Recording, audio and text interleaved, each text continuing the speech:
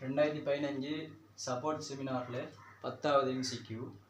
இப்போ இதில் வந்துக்கிட்டு கேள்வியில் மூல ஊடகத்தில் MnO4 மைனஸினால் M2+ அயன்கள் MoN+ வரை ஒட்சியேற்றப்படும் என்று சொல்லப்படுது.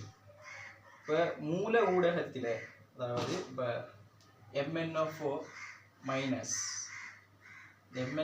மைனஸினால் M2+ அயன்கள் M2+ அயன் MoN+ வரை ஒட்சியேற்றப்படும்.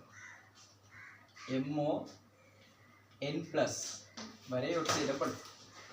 அப்போ இப்படி இப்போ M2+ வந்துக்கிட்டு ஒட்சியேற்றப்பட்டு இந்த பெருமானத்துக்கு போகிறார்.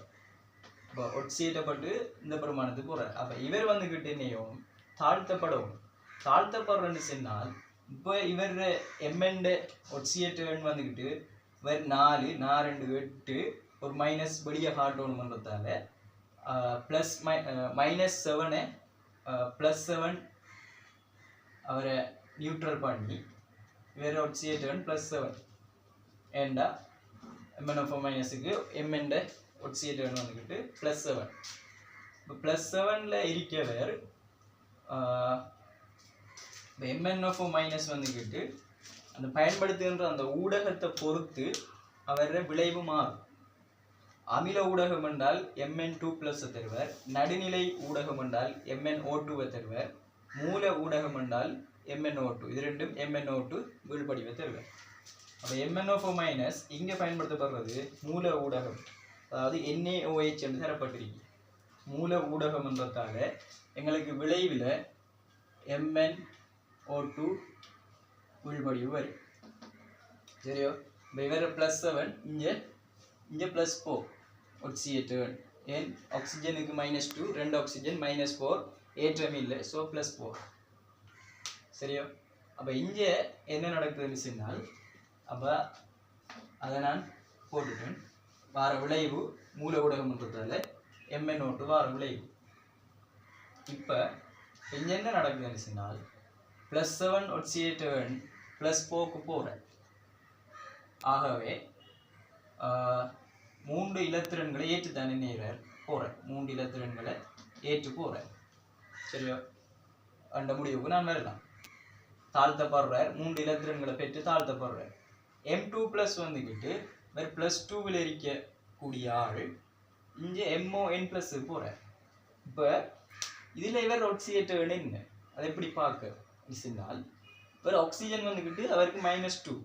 அப்போ -2வை சமப்படுத்தி ஒரு +2 பெருமானம் சமப்படுத்தி அதில் இருந்து, அதாவது இப்போ N+2 ஆக அவர் ஒட்சியேற்றன் இருந்தால், அதாவது 7ஆக இருந்துச்சுன்னு சொன்னால் அதில் இருந்து வேற ஒட்சியேற்றன் 7. உதாரணத்துக்கு இந்த எண்ட பெருமானம் 7ஆக இருந்துச்சுன்னு சொன்னால் இந்த ஆக்சிஜன்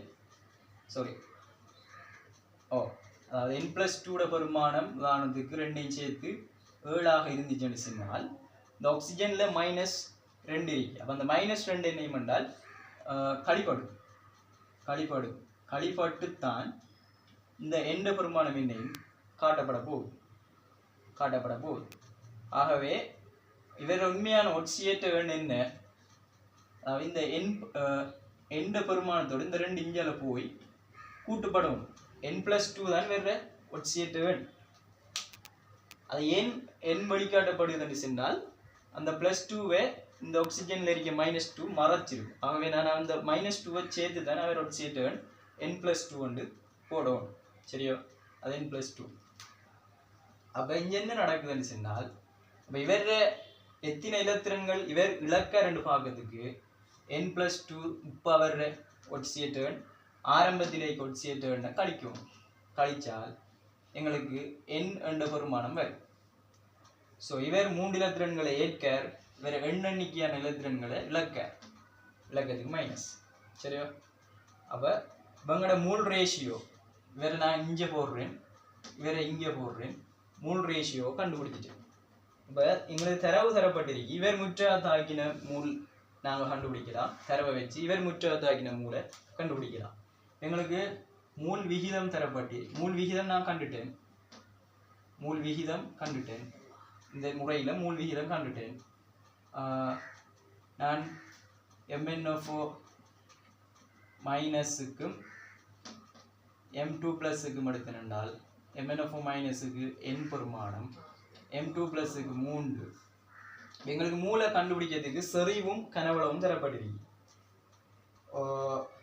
எங்களுக்கு M2 ப்ளஸ் இப்போ MnO மைனஸில் சொல்லப்படுகிறது 1.25 மூல் டெசிமீட்டர் மைனஸ் 3. அவர் கனவளவு சொல்லப்படுகிறது 40 சென்டிமீட்டர் கனம். இவர் 1.2 மூல் டெசிமீட்டர் மைனஸ் 3 25 சென்டிமீட்டர் கனம் சொல்லப்படுது. இதால் n கீழ் 3. ஸோ இந்த பெருமானம் 1.25 4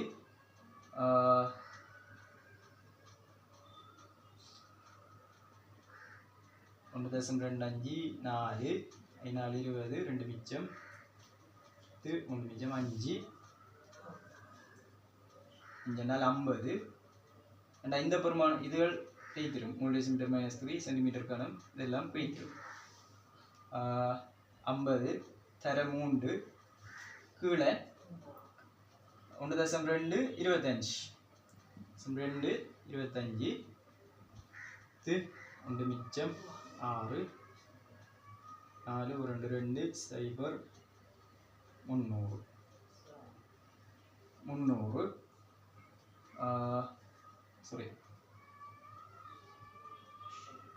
300 30 ஆகவே இவரையும் பட்டினால் 10 இந்த சேவம் போனால் n சமன் 5 என்ற பெருமானம் வரும்.